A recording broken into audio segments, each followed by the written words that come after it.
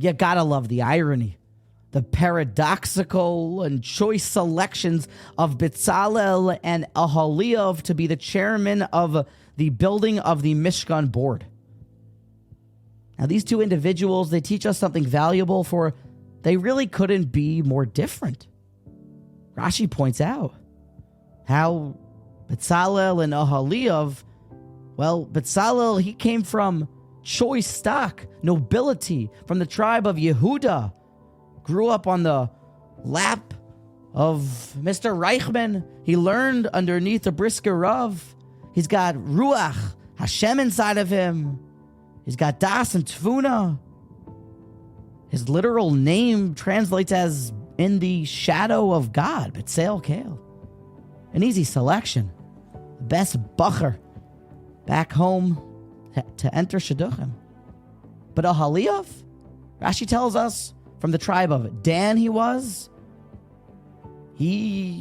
brought up by handmaids, had to work his way up from the projects, this Oholiav, let's say. And the odd couple, Bezalel and Oholiav, they teach us something so important. They remind us of the pasuk in Iyov, that God does not show favoritism to the rich and noble before the poor and downtrodden. V'lo niker shua lefnei dal. Judaism is a free world, that you can work your way up from the projects to the very top to become the leader of the most important cause, to champion the building efforts of the Mishkan, Hashem's house, no matter where you may have started in life. Judaism is a meritocracy. Stanford University, it translates the word meritocracy as a society based on merit. Your dad doesn't have to be the Rebbe to be the Rebbe. I mean, I guess in some cases it's like that, but you get my point.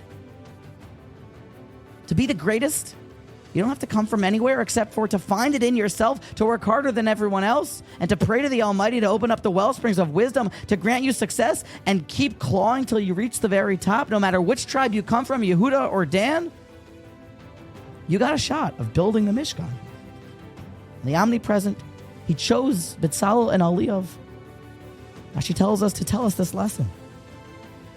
And how many people have been born into nothingness, but grew to be a great Jewish leader. Think of Unkelis the Ger and what he did. I believe Shemalia and Avtalion, they pronounce certain words differently because of their growth in their Yiddishkeit and from where they came from, yet they became Zugos, and we keep the words there, the way that they used to say it, Shemaiah and Avtalion. Think of all the great people. Even Mashiach, I believe, comes from kind of a questionable lineage, but that's the whole point here. That Judaism wants you to know. The Eibishter wants to show you, whether you're born into a world like Betzalel, or born into a home, born into the projects without a very good mind like Oholiav, but you can climb to the very highest heights, champion the greatest and most sacred causes. And all you got to do is work for it, pray to the Almighty, and keep climbing until you can become a chairman of this building of the Mishkan board.